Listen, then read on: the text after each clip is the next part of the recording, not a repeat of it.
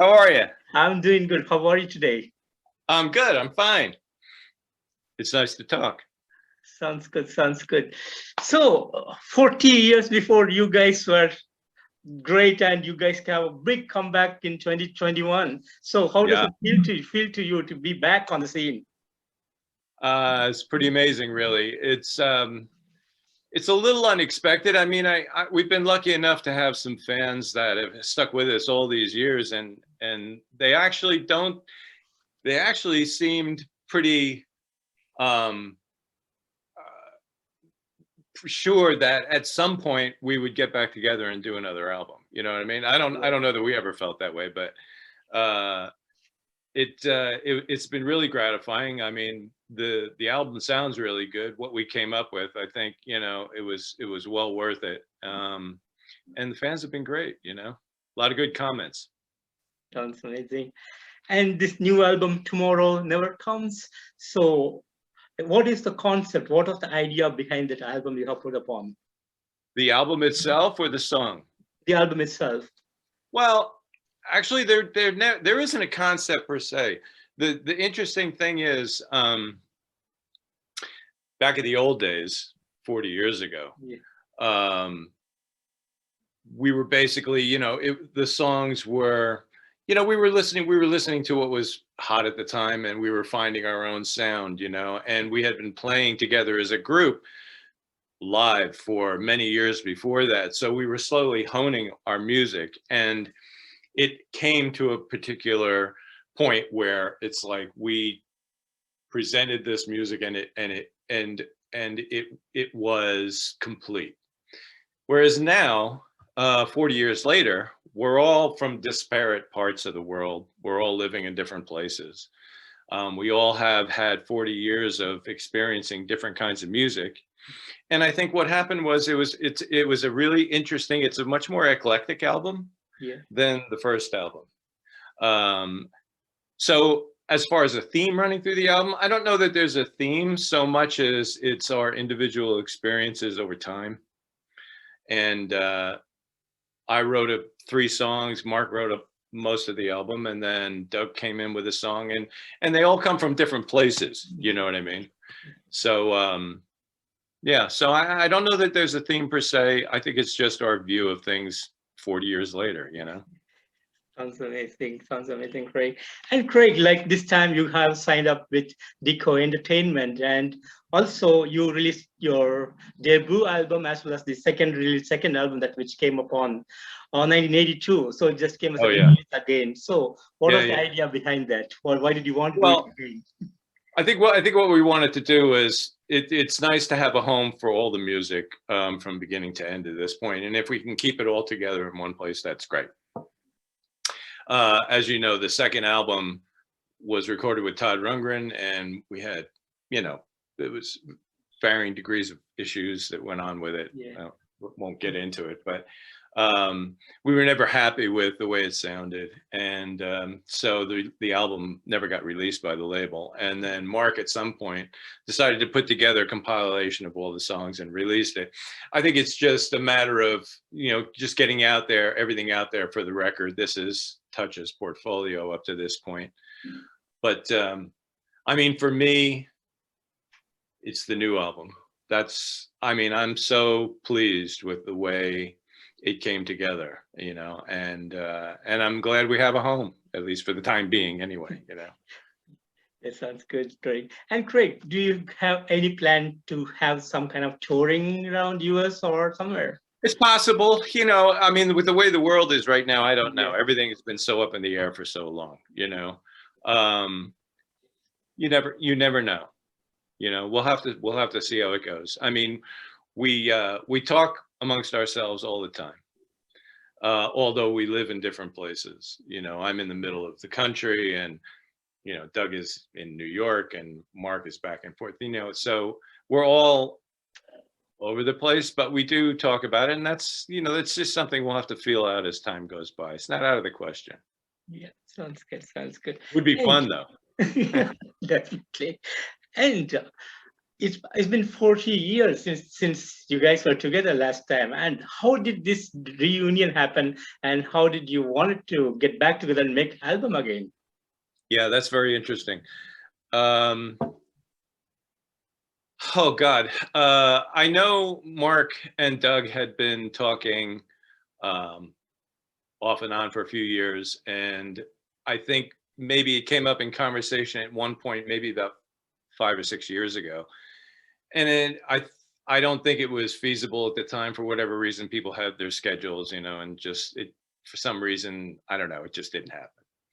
Then a couple of years later, I got a phone call from Doug, and he said, "Listen, I was talking to Mark, and Mark really, we got together and we had a great time." He was telling me, and it was just like old days.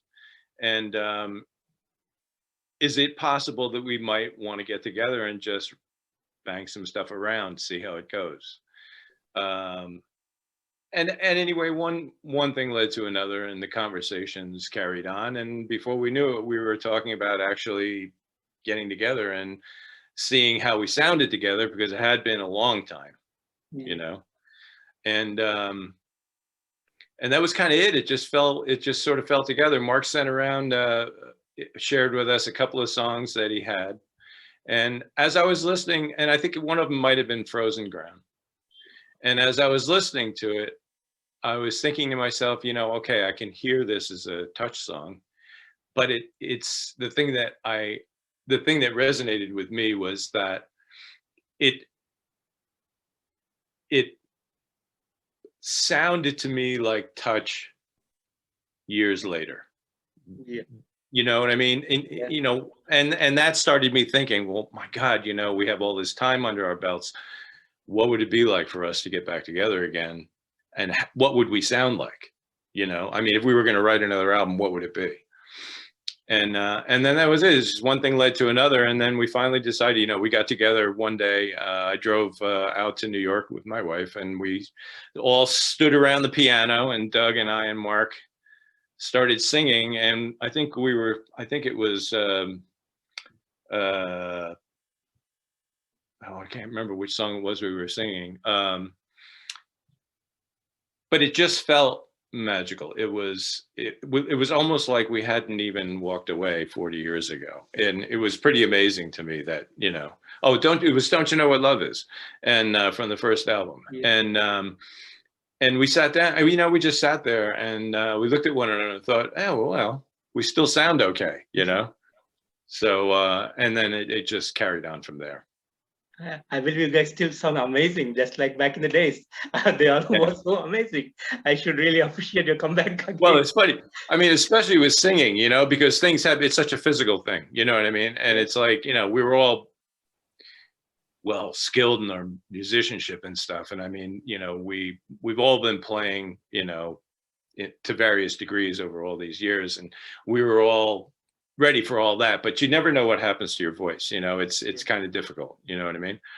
But we sounded good, and it was really funny. I mean, I think Frozen Ground the harmonies in Frozen Ground might have been the first thing that we recorded together. And when we listened back to the playback, it was like chills, it was like that's what I remember from all those years ago, so it was good. It was a good thing.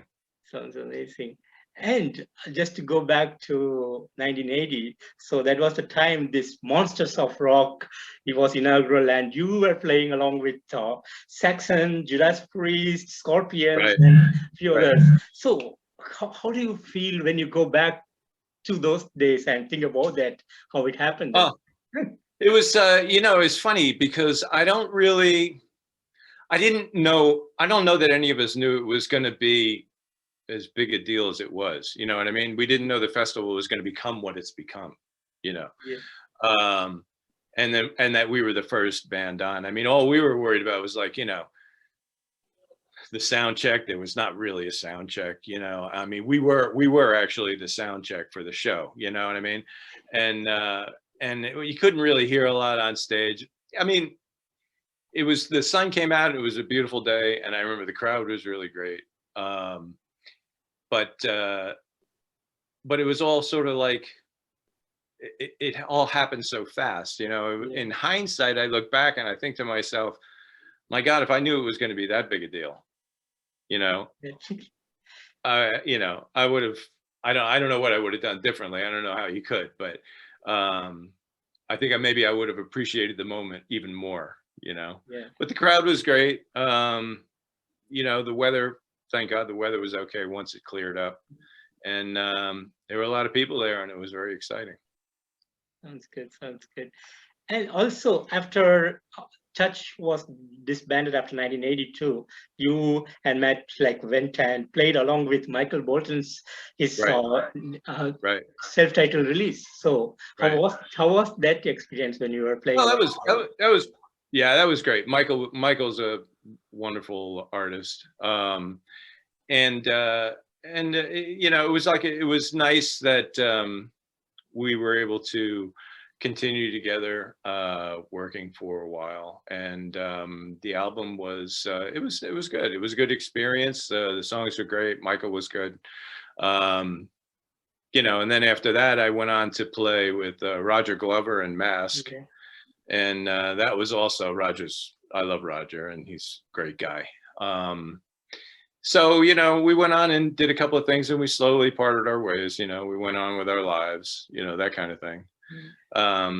But also all those experiences were really very precious to me. Absolutely.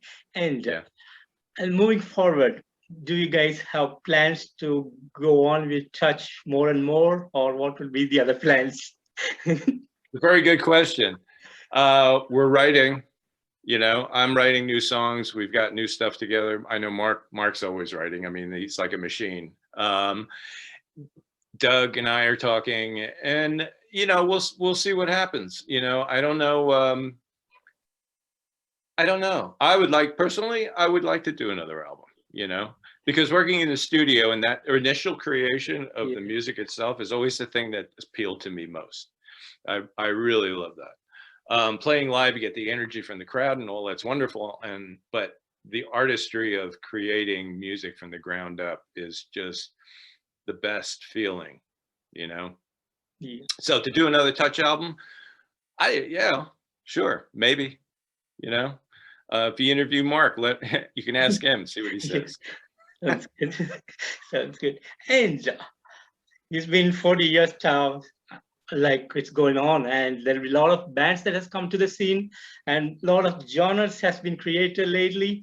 Yeah. And how do you feel about Touch music when you look into the current metal scene or rock scene currently?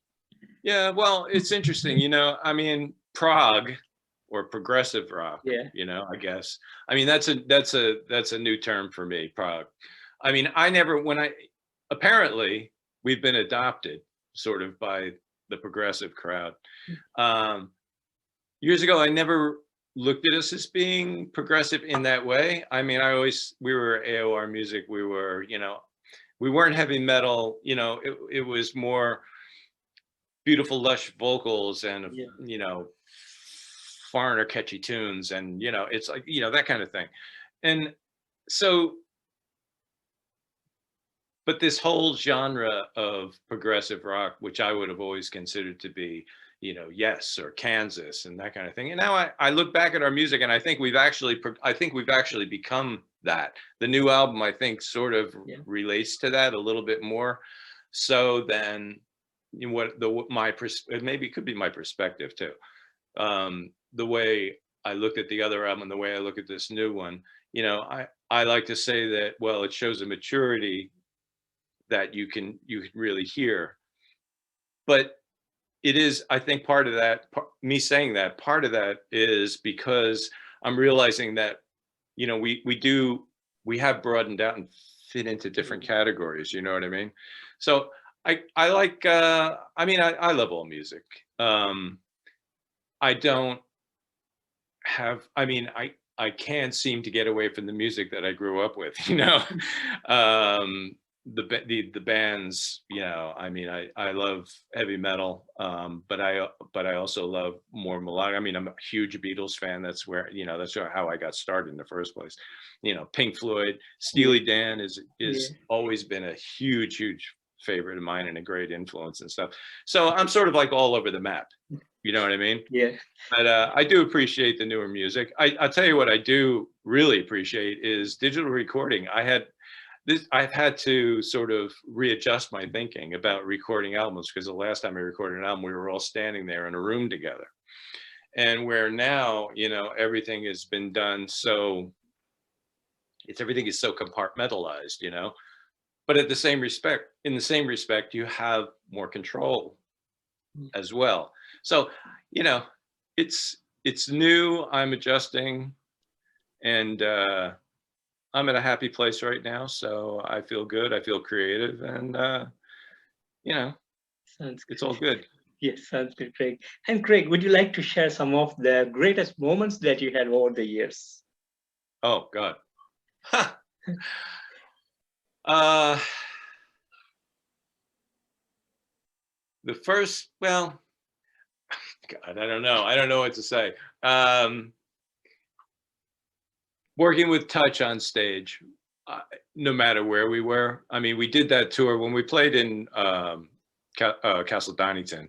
Yeah. We had also played in Sweden before then, and we were on that sort of European sort of tour with Rainbow. And doing those shows and having the experience of playing in front of crowds that maybe didn't know who we were at the time, but were getting a real taste of who Touch was. I think those experiences will always stick with me. So I say, you know, playing live, it's great, you know, but the camaraderie that I always felt in the studios with the band, that's probably, if you're asking me for a moment, that's probably the thing that sticks with me more than anything, is the way we used to work together, the way we still work together, and the, you know, again, the camaraderie that we had and that sort of creative connection. Those are the things that I probably think about the most. Sounds good. Sounds good. And talking about the music, so Touch would have a lot of fans back in the days, like 40 years back. There should have been a group of fans that was following the band, and now there is a lot of new people would be listening to Touch. So, I hope so. Yeah. I mean, I hope so. That would be great. I mean, that is the ultimate thing. I think that's why, you know, when we recorded this album, I think we were also pleased that it wasn't. I mean, there's a connection to who Touch is musically. You can tell it's the same group, you know, and we have the same influences come through in the music.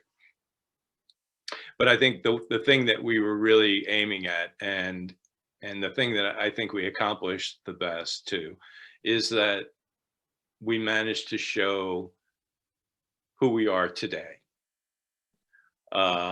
And I hope that brings along the new fans. You know, I really hope that the album reaches everyone, and you know, everybody sort of loves it and sees in it what I do, which would be awesome.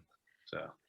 Sounds good. Sounds good, Craig. And Craig, how did you identify Decoy Entertainment, and how is it like working with them? I'm sorry, say it again. How did you guys find Decoy Entertainment, the label, and how it is like working with them? Oh yeah, it's great. Yeah, I mean, the relationships has been really good. We haven't had any.